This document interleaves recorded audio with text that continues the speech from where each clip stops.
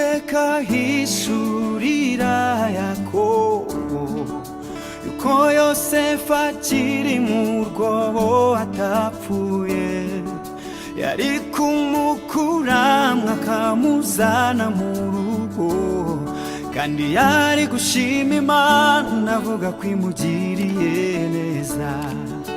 Ariko kuko Imana idatekereza nk'abantu, yabonye ko kubabara akajya kukiriyo, akarira nk'uwapfushije ntacyo bimutwaye, kuruta uko Yosefu aza bakazicwa n'inzara.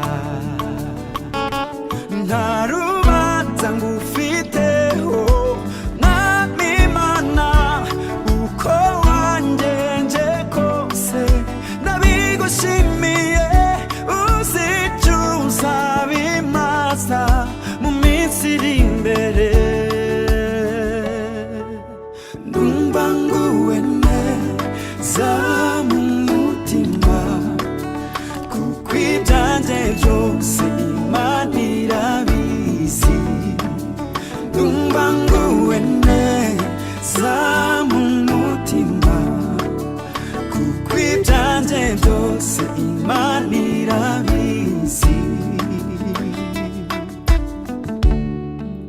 Ibintu byose ntabwo Imana izabivuga, ari ubwo ibona guceceka aribyo byiza kuri twebwe.